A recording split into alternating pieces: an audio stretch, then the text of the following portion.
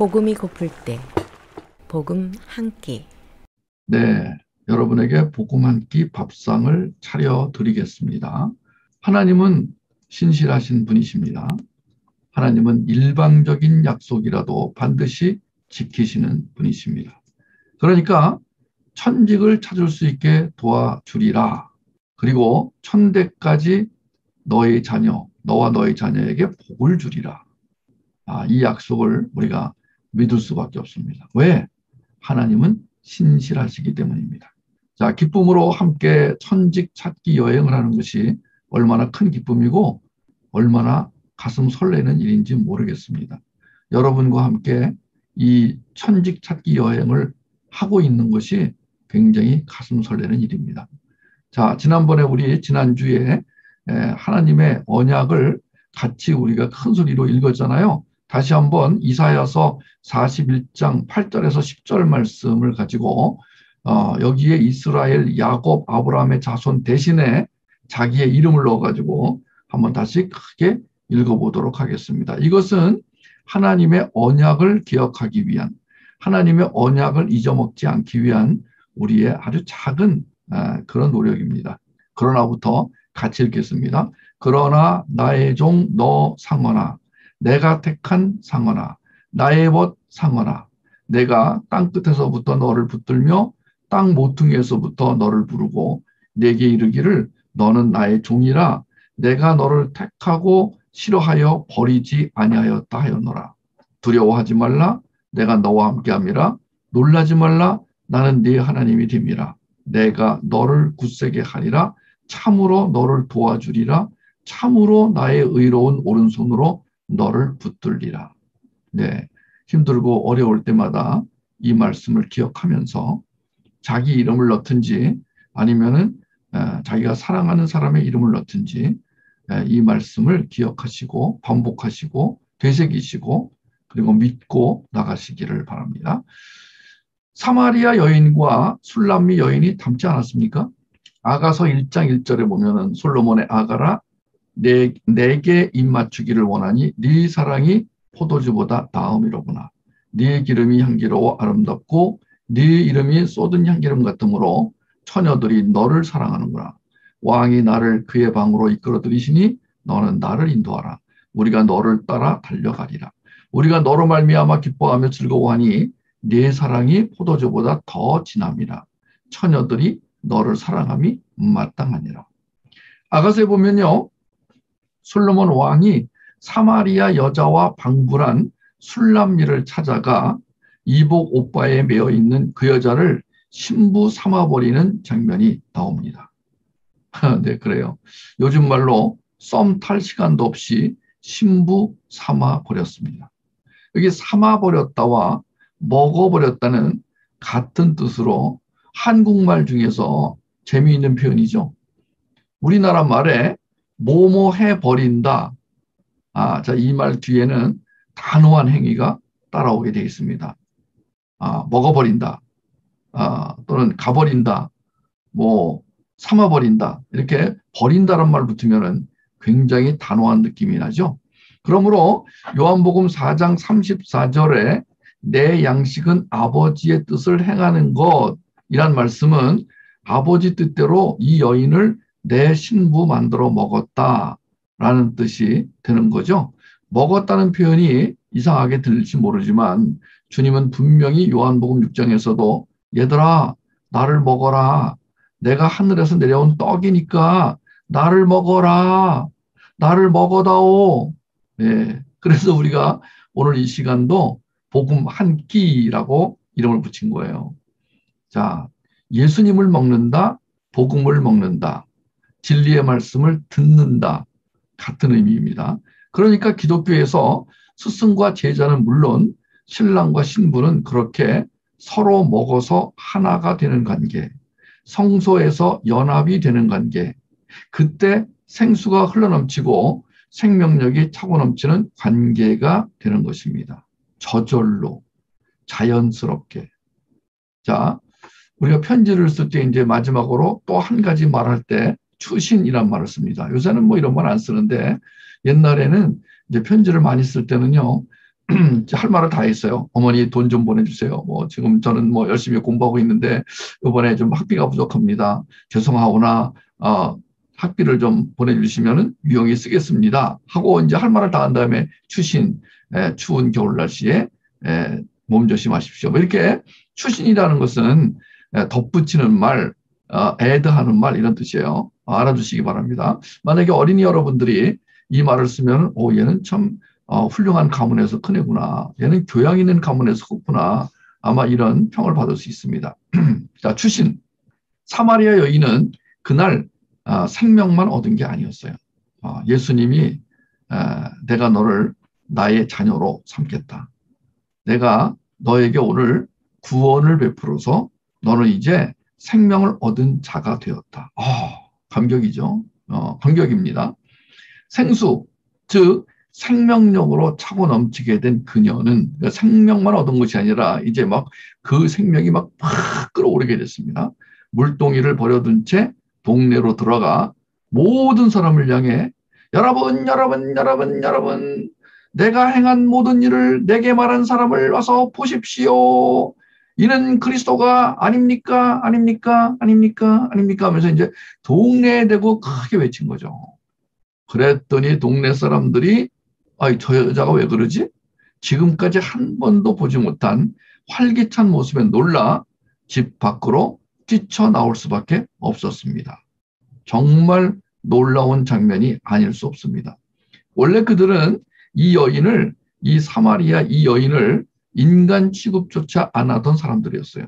그런데 그녀의 와 보라라는 말에 전부 집 밖으로 몰려 나온 겁니다. 성경에 보니까 뭐 전부라고는 안 했지만 동네 사람들이 그러니까 뭐 굉장히 많이 몰려 나온 거죠. 사실 있을 수 없는 일이 일어난 겁니다.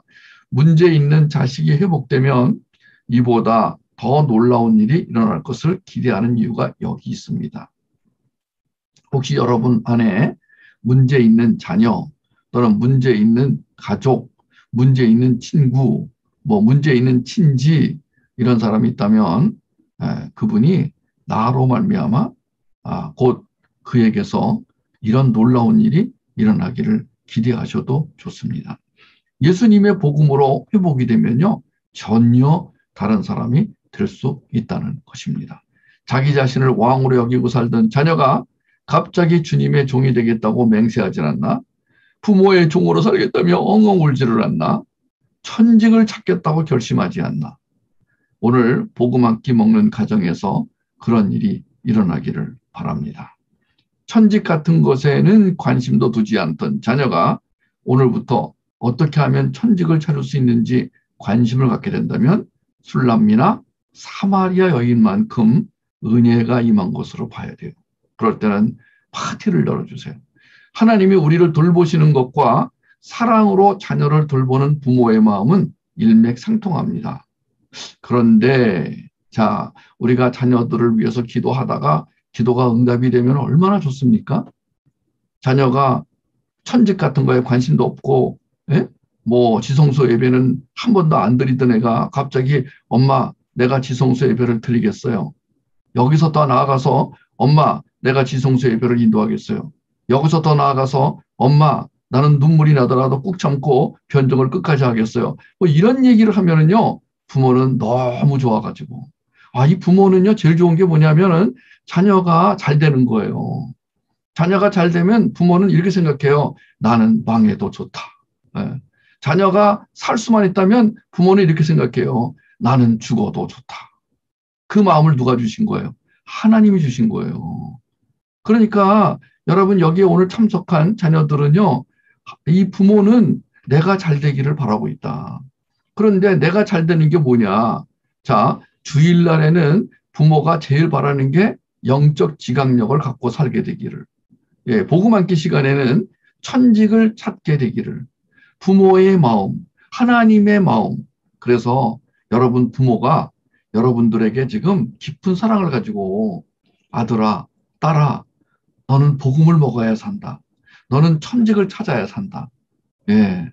자, 이 부모의 사랑은 어디서부터 왔어요? 하나님에게서 왔어요. 댕댕이가 자기 새끼들을 사랑하는 게 어디서 왔어요? 네, 하나님한테서 왔어요. 하나님이 댕댕이들한테도 사랑하는 마음을 주셨어요. 그러니까 사랑의 원천은 하나님이신 거예요. 하나님이 우리를 돌봐주세요. 하나님이 우리를 사랑으로 돌보세요. 우리를 너무너무 사랑하세요. 어떻게 하냐면은 우리를 너무 사랑해서 하나님 자신이 이 땅에 내려와 십자가에서 죽으셨어요. 하나님이 우리를 사랑하시고 우리를 돌보시고 우리를 통해 하나님의 나라를 완성해 가십니다. 그래서 천직을 찾고 수행하게 하십니다.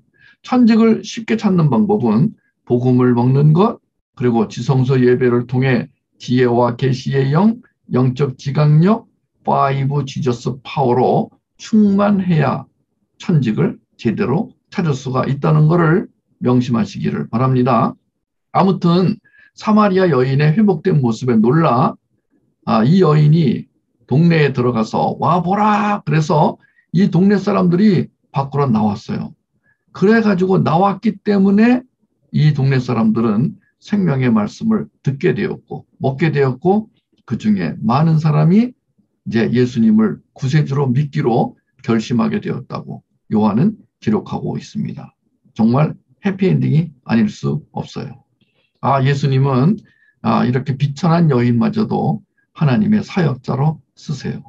자, 이 말하면은 주님이 사마리아에 들어가신 이유를 잘 알 수 있겠죠? 요한복음 4장에 나타난 회복의 은혜, 교체됨의 은혜는 우리 모두가 갈망해야 할 주제죠.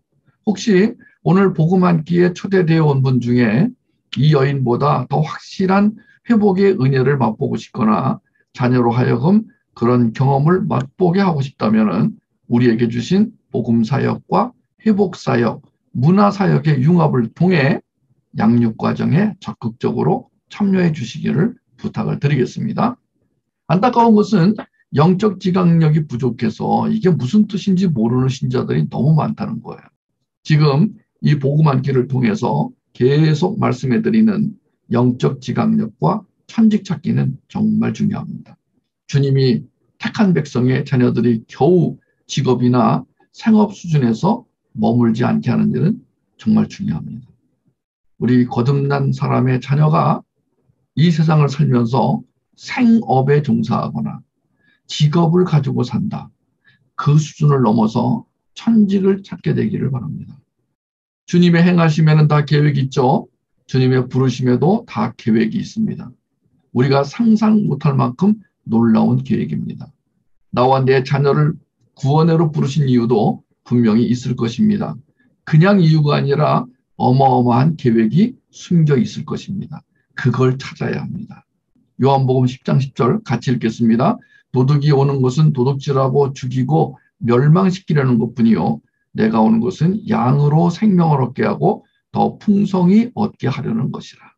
놀라운 하나님의 계획은 이 한마디, 이 한 구절에 다 들어있다고 해도 과언이 아닙니다.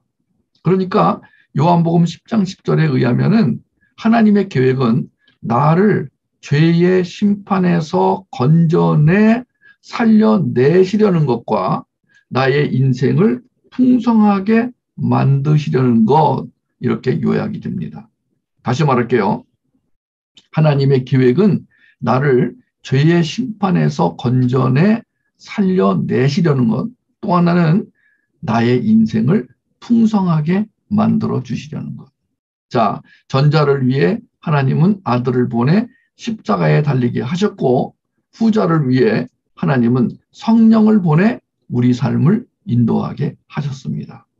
하나님의 계획을 가장 잘 알았던 인물은 뭐니 해도 요셉이 1등일 거예요. 창세기 45장 4절 5절에 그 증거가 있습니다. 같이 읽겠습니다.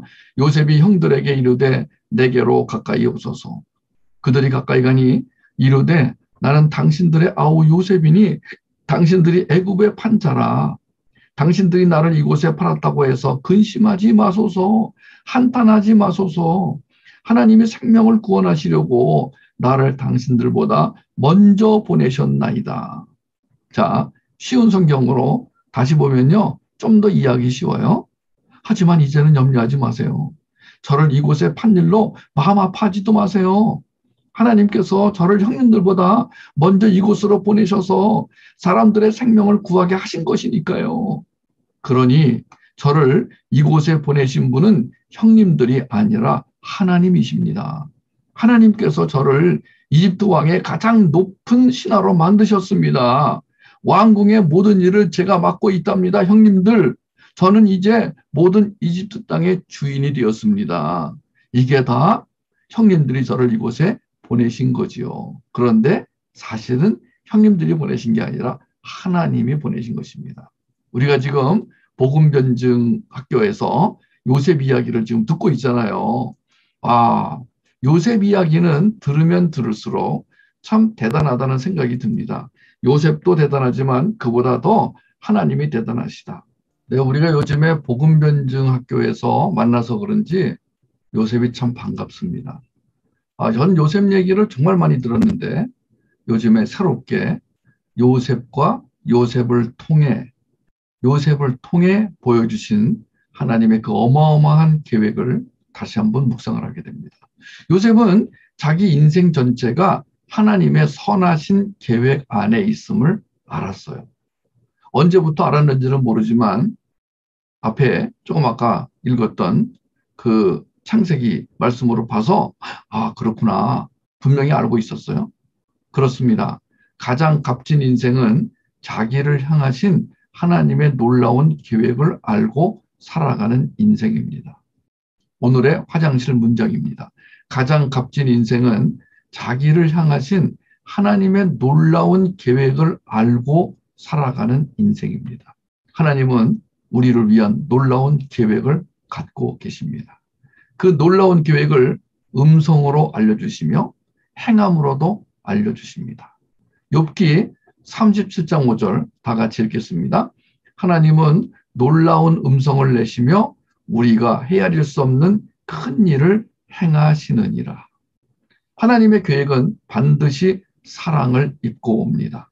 시편 31편 21절 여호와를 찬송할지어다 견고한 성에서 그의 놀라운 사랑을 내게 보이셨음이로다. 다니엘은 이렇게 고백했죠. 다니엘 4장 3절 참으로 크도다 그의 이적이요 참으로 능하도다 그의 놀라운 일이요 그의 나라는 영원한 나라요 그의 통치는 대대에 이르리로다. 바울도 하나님의 뜻 안에서 살며 하나님의 뜻 이루기를 바랬어요. 그래서 로마서 1장 10절에서 이렇게 고백하고 있습니다. 어떻게 하든지 이제 하나님의 뜻 안에서 너희에게로 나아갈 좋은 길 얻기를 구하노라. 시편 40편 8절 나의 하나님이여 내가 주의 뜻 행하기를 즐기오니 주의 법이 나의 심중에 있나이다 하였나이다. 그래요. 주의 법은 복음이에요. 복음이 심중에 있다는 건 복음을 먹고 충분히 소화가 되었다는 뜻입니다. 복음을 먹어도 소화가 되지 않으면 복음이 심중에 남아있지 않게 돼요. 그러니까 시편 40편 기자는 늘 복음을 먹은 거예요. 여러분들처럼. 늘 복음을 먹은 거예요. 시간이 날 때마다 먹은 거예요. 기회가 있을 때마다 먹은 거예요. 그랬더니만 그 복음이 심중에, 마음 가운데, 마음 한가운데, 뭐라고요? 그 복음이 마음 한가운데 자리를 잡고 있더라. 늘 거기서 복음이 역사하게 되는 거예요. 골로새서 4장 12절 같이 읽겠습니다. 그리스도 예수의 종인 너희에게서 온 에바브라가 너희에게 문안하느니라. 그가 항상 너희를 위하여 애써 기도하여 너희로 하나님의 모든 뜻 가운데서 완전하고 확신 있게 서기를 구하나니. 네, 저도 오늘 이 복음 한 끼를 먹으러 온 여러분들, 여러 지체들에게 천직 구하기를 바라는 건 하나님의 모든 뜻 가운데서 완전하고 확신 있게 서기를 바라기 때문이에요. 특별히 부모님들에게 제가 축복합니다. 여러분 자녀들이 천직을 찾아 아름다운 삶을 살게 되기를 축복합니다. 자녀들을 축복합니다. 어린이 여러분, 청소년 여러분, 여러분들이 부지불식간에 세상의 이 욕망에 따라서 넘어가지 않고 늘 하나님을 인식하고 그 하나님을 인식하는 가운데 천직을 올바로 찾을 수 있게 되기를 축복합니다. 하나님은 뜻을 정하고 계획대로 움직여 가시는 분이세요. 하나님의 계획을 알고 동참하는 길은 오직 천직을 통해서입니다. 다시 말할게요. 하나님은 계획을 갖고 계세요. 하나님은 뜻을 갖고 계세요. 하나님은 마음을 갖고 계세요. 하나님은 그 마음에 작정하신 바가 있으세요. 그런데 그것을 우리를 통해 이루시고자 하세요. 하나님의 놀라운 계획과 놀라운 뜻을 우리를 통해 이루시기를 원하세요. 그 하나님의 뜻과 계획을 알고 거기에 동참하려면 천직을 찾아야 한다는 거예요. 만약에 천직을 통하지 않고는요, 하나님의 뜻을 행할 수가 없어요. 예, 참 하나님께서 좀 성경에 보니까 애통해 하신다. 하나님의 비통해 하신다. 나의 뜻을 행할 자가 누구뇨? 어디 있니? 예, 에레미야처럼 저요. 제가 여기 있습니다. 저를 보내주세요. 제가 천직을 찾아서 천직을 수행하겠습니다. 오늘 오신 분들은 이 복음 한 끼를 먹으시는 분들은 다 그렇게 살게 되기를 바랍니다. 자, 우리가 천직을 통해서만 하나님의 계획을 알고 동참한다. 이렇게 말할 수 있는 근거는요. 천직은 소명이라는 뜻인데 소명은 부르심이기 때문이에요. 소명. 하나님이 부르셨습니다. 하나님이 콜링 하셨습니다. 하나님이 보케이션 하셨습니다. 성경에서 이 부르심의 기본적인 의미는 왕이 신하를 부른다. 왕이 신하를 부르면 가야 돼요. 예, 왕이 신하를 부르는데 안 가면 죽어요. 죽임을 당해요. 여러분, 우리가요, 하나님 부르시면 빨리 달려가야 돼요. 하나님이 부르시면은요, 하나님의 은사와 부르심에는 후회하심이 없다고 그랬습니다. 하나님의 부르시면은 반드시 계획, 목적, 뜻이 있습니다. 자, 하나님께서 왕이 신하를 부르는 것처럼 부르세요. 또 제자를 부르시는 것처럼 부르세요. 그냥 부르시는 것이 아니라 굉장히 막 큰 잔치를 배설해 놓고 초대하시듯이 부르세요. 헬라어로 이 부르심, 소명은 부르다를 뜻하는 클레시스와 명령하다라는 뜻하는 칼레오의 합성으로 되어 있다고 그래요. 칼레오라는 말은 이 부르다는 말인데 이 말은 명령하다, 강권하다를 뜻하는 켈리오라는 말에서 유래했어요. 이것은 뭐뭐라고 부르다, 뭐뭐라고 이름하다, 뭐뭐라고 일컫다, 또는 이름을 받다, 이름을 가지다, 일컬음을 받다, 뭐뭐라고 하다 등으로 성경에서 굉장히 많이 쓰여집니다. 클래시스라는 말은 영어로는 이제 calling이나 vocation인데 이거 부르심이라고 그래요. 헬라어로 클래시스는 부르다, 이름을 주다, 일컫다를 뜻하는 칼레오의 단축형으로 부름, 초대, 지위, 처지, 직업 등으로 쓰였습니다. 성경에 여러 번 나왔습니다. 천직을 이해하려면요, 부르심의 의미와 목적을 이해해야 합니다. 하나님의 부르심의 목적에 대해서 아주 좋은 자료가 있더라고요. 은혜 성서교회 사무엘님의 쓰신 글을 좀 소개하려고 그래요. 이 내용이 길기 때문에 다음 주까지 계속 이어서 소개를 하도록 하겠습니다. 자, 하나님이 우리를 왜 부르셨느냐? 첫 번째로 그리스도와 하나가 되게 하시려고. 요한복음 17장 20절에서 23절 거기 보면은요, 하나님이 우리를 부르신 이유가 있어요. 그리스도와 하나가 되게 하시려고. 난 이 말이 너무 좋아. 나는 아가서를 공부하면서 더 좋았어요. 하나됨, union in Christ, 연합. 너무너무 좋은 말이야, 나는 이 말을 알고 나서부터 내 삶이 굉장히 안정이 됐어요. 사실은 이 의미를 깊이 몰랐을 때는요, 어떻게 하나님을 기쁘시게 하지? 어떻게 하나님의 일을 하게 되지? 어떻게 하면 잘할 수 있지?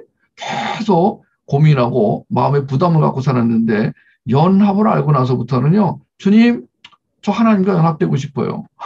이렇게 하기만 하면 그래, 알았다. 알았다. 내가 너와 하나가 되어주마. 그래서요, 이 하나님 그리스도와 하나가 되게 하시려고 여기를 보니까 몇 가지 또 요한복음 1장 12절에는 하나님의 자녀가 되는 권세를 얻게 하시려고 라는 뜻이 있고요. 에베소서 2장 4절에서 6절, 4장 1절에서 4절 보니까 그리스도와 연합하여 한 몸 되게 하시려고, 고린도전서 1장 9절에 보니까 하나님과 교제하게 하시려고, 디모데전서 6장 2절에 보니까 영생을 누리게 하시려고, 베드로전서 5장 10절과 로마서 9장 23절에 보니까 하나님 영광에 들어가게 하시려고. 여러분들은 이런 말 들으면 그냥 스쳐 지나가겠지만 이제는 나한테는요 굉장히 새롭게 들립니다. 이 땅에서는 우리가 참 인정도 못 받고 무시당하고 또 때로는 참 얻어 터지고 욕도 먹고 발길질 당하고 참 이 땅에서는요 왜 이러지? 왜 이런 일이 나한테 일어나지? 왜 내 뜻대로 안 되지? 그런데 하나님이 내가 너를 불렀는데 이 땅에서 네 뜻대로 잘 되게 하려고 부른 게 아니다. 이런 목적으로 불렀다. 이걸 잘 알아둬라. 이걸 알아둬라. 그러는데 싫어요. 안 알을래요. 이러면 안 됩니다. 그냥 왕이 부르시는 거예요. 왕이 신하를 부르시듯이 부르시는 거예요. 제자를 부르시듯이 부르시는 거예요. 네, 하나님이 나를 부르셨다. 잊지 마시기 바랍니다. 하나님이 나와 내 자녀를 부르셨다. 뭐 때문에? 그리스도와 하나가 되게 하시려고. 이게 얼마나 중요한 말인지, 이게 얼마나 복된 말인지를 아시기를 바랍니다. 두 번째는 특수한 신분으로 하나님을 섬기게 하시려고 불렀답니다. 자, 그리스도의 덕을 선전하게 하심, 베드로전서 2장 9절에 우리가요, 예수 그리스도의 덕을 우리가 이렇게 우리의 말로 사람들에게 알려주기 위해서, 아까 사마리아 여인이 그랬던 것처럼 와보세요. 사마리아 여인이요 그냥 몰래 숨어서 사람들 몰래 물 떠다가 혼자 집에서 밥 먹고 살았던 여인인데 갑자기 동네에 들어가가지고 여러분 와보세요. 내가 메시아를 만났습니다. 여러분이 살 길이 여기에 있습니다. 두 번째는 하나님의 일을 하게 하신다. 사도행전 13장 2절과 16장 10절 그리고 갈라디아 1장 15절 16절에 보니까 하나님의 우리를 부르신 이유는 하나님의 하나님의 일을 하는 것을 사역이라고 하고 하나님의 일을 하는 사람을 사역자라고 합니다. 하나님이 여러분 모두를 사역자로 부르셨습니다. 하나님의 일이 그거예요. 하나님의 일이라는 것은 하나님의 영광을 드러내는 것, 하나님의 나라를 완성하는 것, 하나님의 복음을 전하는 것, 하나님이 누구신 것을 알려주는 것, 이게 하나님의 일이에요. 이제 거기서부터 이제 좀 넓어지면은 이제 사람들에게 좋은 옷을 만들어주거나 아니면 머리를 예쁘게 깎아주거나 아니면 공무원으로 봉사하거나 아니면 농사를 잘 지어서 아주 맛있는 쌀을 사람들에게 제공하거나 물론 돈을 받고 줘야죠. 그냥 주면 안 되죠. 그런 것도 다 하나님의 일에 들어가는 거예요. 하나님의 일은 교회 안에서만이 아니라 이 세상에서 하나님의 뜻을 가지고 하나님의 계획을 따라서 하나님의 영적 지각력으로 5G's 파워가 충만하여 하나님이 불러서 시키는 이 일을 하면 그게 전부 하나님의 일이 되는 거예요. 세 번째는요. 그리스도의 고난에 참여하게 하신 그리스도인에게는 거듭난 사람에게는요. 고난이 약이래요. 네 번째, 선한 싸움을 싸우게 하시려고 우리를 불렀대요.